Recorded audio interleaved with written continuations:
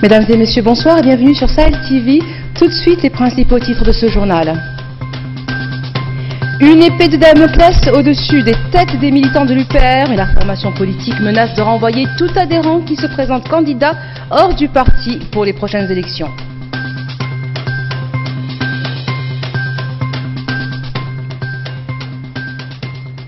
La loi interdisant la transhumance politique reste en vigueur, c'est le porte-parole du gouvernement qui l'a rappelé hier lors du point de presse dédié au Conseil des ministres.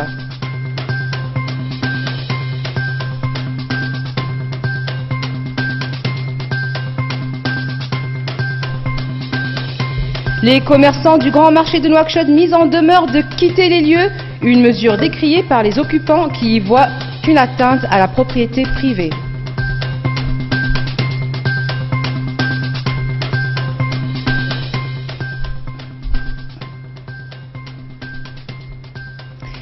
L'Union pour la République, l'UPR, le parti au pouvoir en Mauritanie, a menacé de renvoyer tout adhérent qui se présenterait candidat aux futures élections municipales, législatives et régionales en dehors de sa coupole ou sans autorisation préalable du parti. C'est ce qui ressort d'un communiqué du bureau exécutif de l'UPR. Les militants de l'Union pour la République qui enfreindraient les règles de discipline partisane ou soutiennent sans autorisation formelle des candidats hors du parti sont également considérés comme détachés du cadre partisan. Et à ce propos, justement, nous recevons ce soir sur notre plateau Dr Ahmed Yenousidi, qui est cadre de l'UPR. Docteur, bonsoir. Bonsoir. Bonsoir et bienvenue donc sur notre plateau. Alors, vous allez me dire je m'excuse. Votre parti donc menace d'exclure tout militant qui se présenterait donc hors de ses rangs. Qu'est-ce qui motive cette menace? Je crois que cette menace ou cette décision vient au point nommé. Pourquoi? Parce que le parti d'abord est un parti dont le principe de base est la concertation. Je crois que tout le processus de remise à plat du parti a été basé sur le principe de concertation et que des commissions ont été créées à cet effet.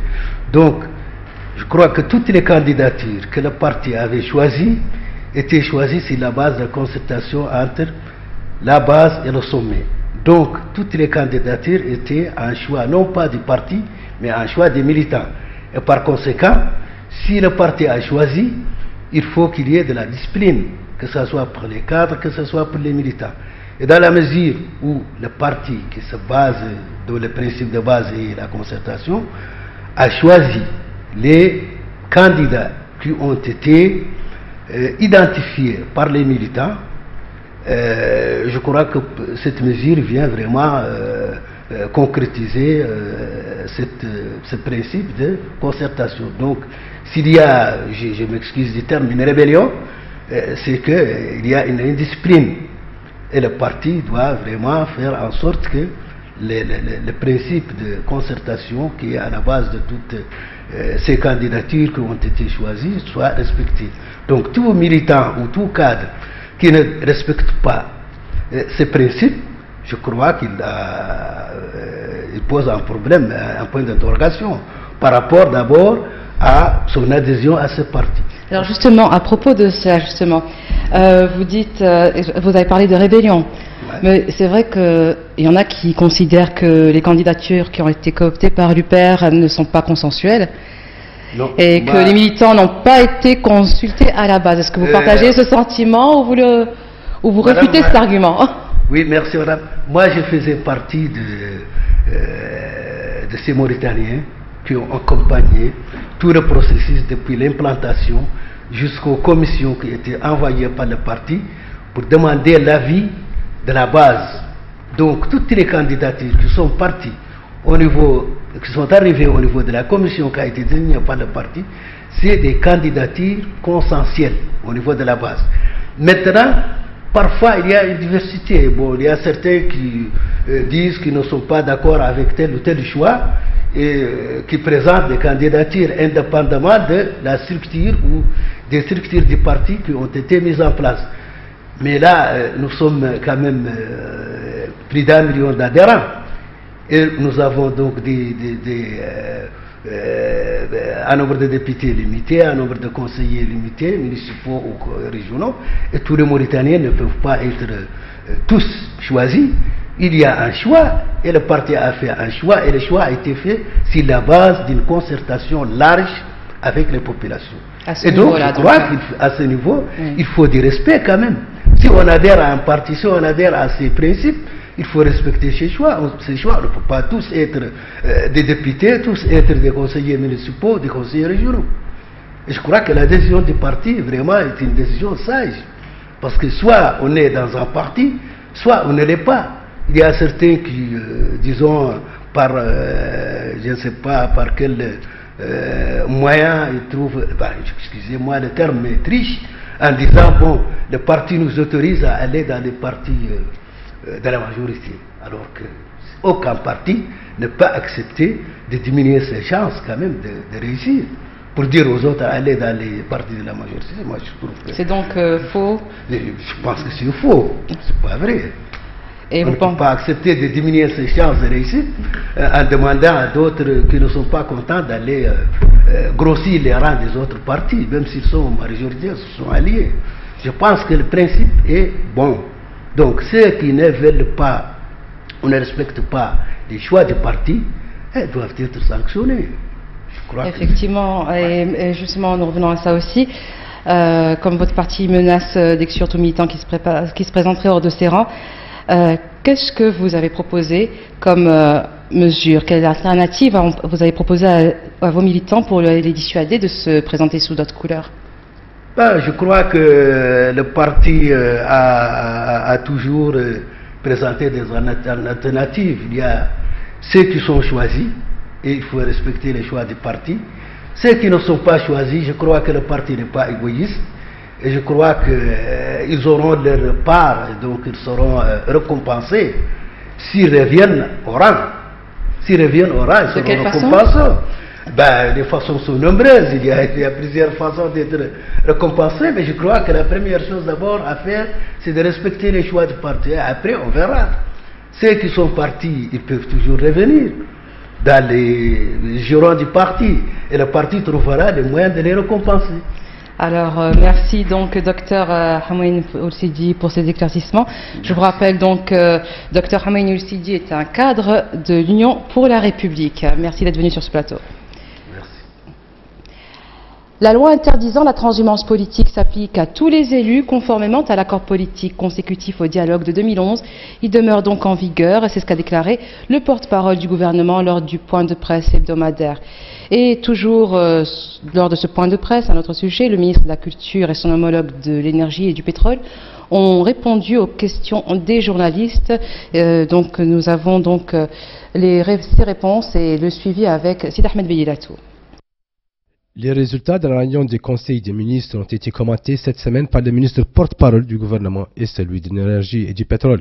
Répondant à une question relative à l'interdiction de voyage à l'endroit des défenseurs des droits de l'homme mauritaniens pour les empêcher de participer à Genève à la conférence internationale sur la lutte contre la torture. Le porte-parole du gouvernement, Mohamed Lamine Ould Cheikh, a répondu que les gardes-côtes de la Mauritanie ont arrêté au cours des dernières semaines plusieurs clandestins qui voyageaient par avion, ajoutant qu'il s'agit d'une manière de lutter contre cette immigration illégale. À propos d'une autre question relative à l'interdiction de la transhumance politique faite aux députés représentant l'étranger, Ould Cheikh a dit que la loi régissant les élections n'est aucunement une manipulation ou un coup monté contre l'opposition, mais vise bien au contraire les nouveaux parlementaires, auxquels il est interdit la transhumance politique. Autrement dit, cette loi ne concerne donc pas les ex-députés, ajoutant que la loi qui interdit la transhumance politique s'applique à tous les élus conformément à un accord politique consécutif au dialogue de 2011 et demeure donc en vigueur, interdisant aux députés devenus des représentants des Mauritaniens à l'étranger cette transhumance après la dissolution du Sénat.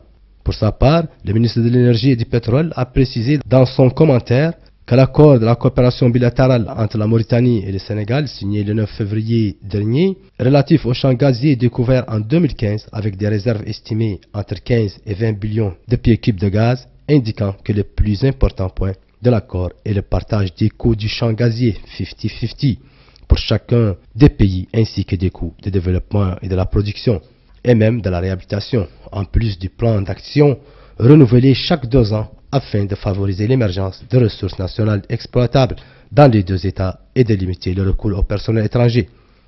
Évoquant le projet de décret portant approbation du contrat d'exploitation-production entre notre pays et la société Shell Exploitation and Production Mauritania, C10BV, le ministre a dit que cette société est l'une des plus grandes entreprises internationales dans le domaine de la recherche, le développement et la production de gaz.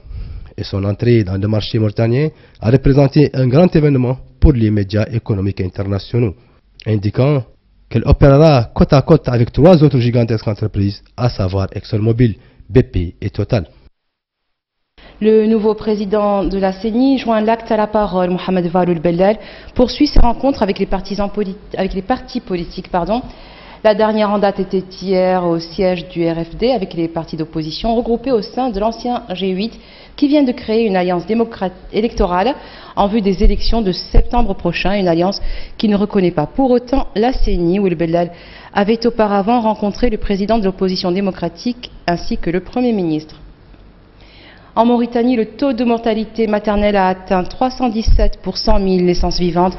44% des cas de décès maternels dans les structures sanitaires du pays sont enregistrés à Nouakchott. C'est ce qu'a déclaré le ministre de la Santé, Khan Boubacar, qui s'exprimait lors du lancement du projet d'amélioration de la qualité des services de santé reproductive pour accélérer la réduction de la mortalité maternelle et néonatale.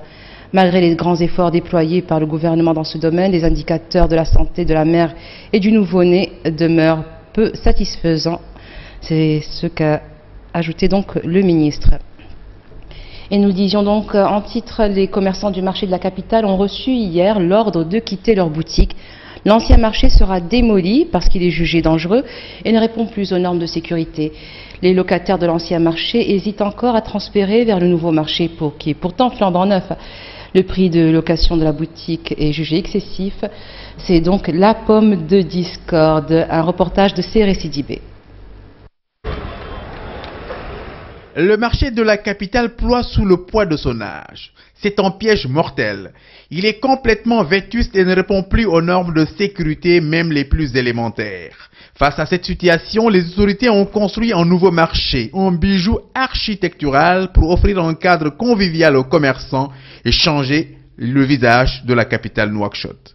Mais seulement le prix de location de la boutique dans le nouveau marché est jugé trop exorbitant pour les commerçants et parfois arbitraire, disent-ils. Ils viennent d'être sommés de libérer leurs boutiques qu'ils occupent depuis plus de 30 à 40 ans. La décision est plutôt mal accueillie par les commerçants. Le nouveau marché est un bijou construit suivant les normes et les standards internationaux. Mais je pense que la location des boutiques ne répond à aucune norme. En effet, il y a des gens qui louent à 100 000 ouguiya, d'autres à 150, d'autres à 200 000, alors que dans l'ancien marché, on louait à 30 000, 40 000. Donc il n'est pas envisageable de louer à 100 000 ouguiya.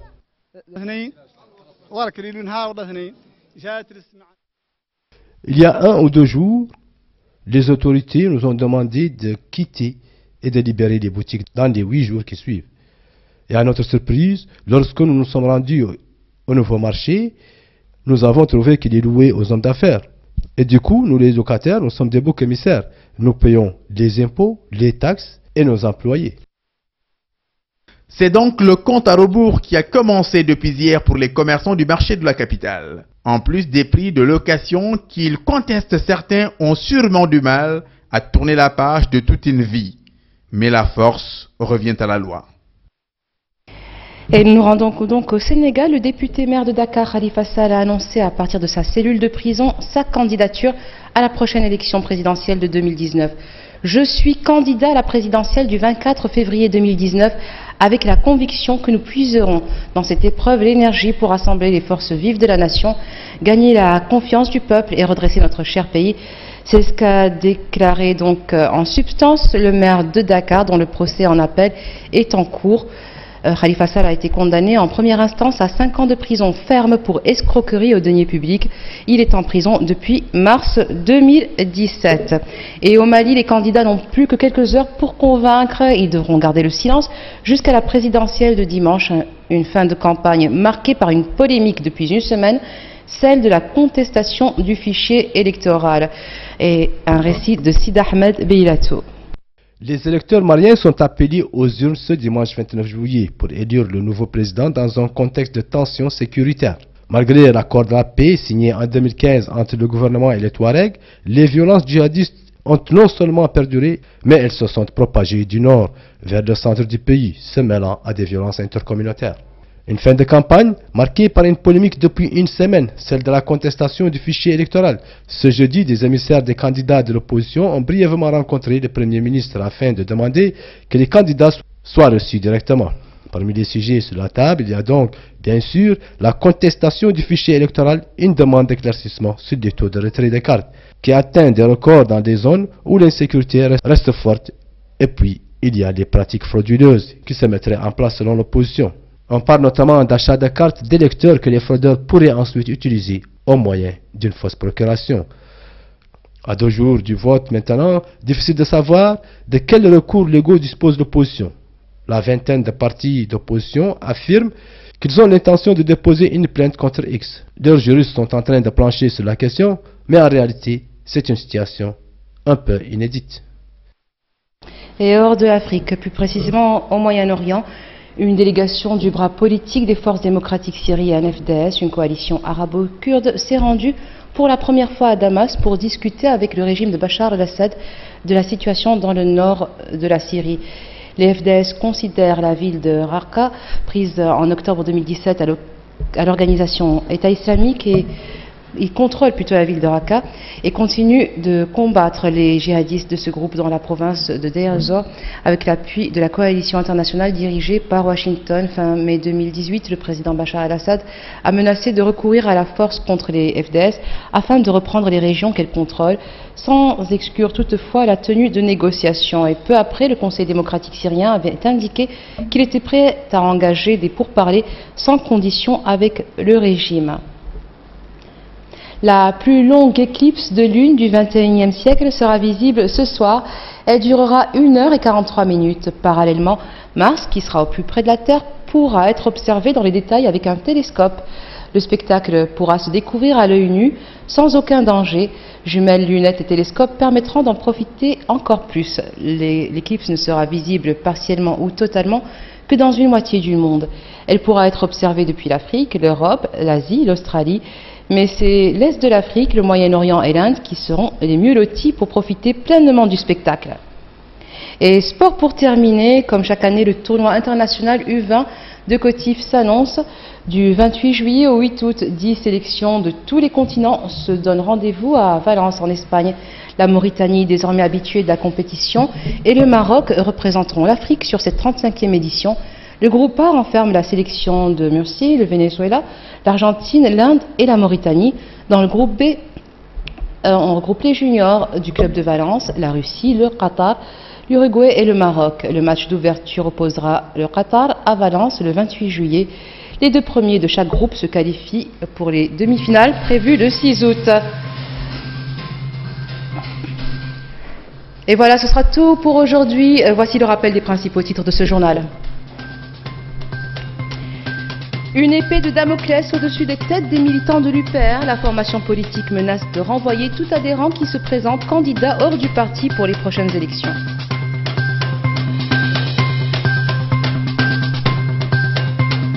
Et la loi interdisant la transhumance politique reste en vigueur. C'est le porte-parole du gouvernement qui l'a rappelé hier lors du point de presse dédié au Conseil des ministres.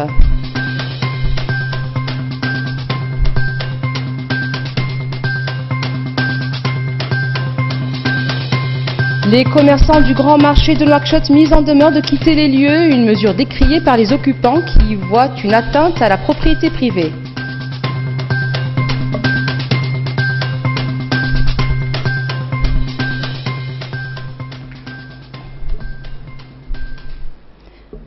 Merci d'être resté avec nous. Excellente fin de soirée sur Sahel TV.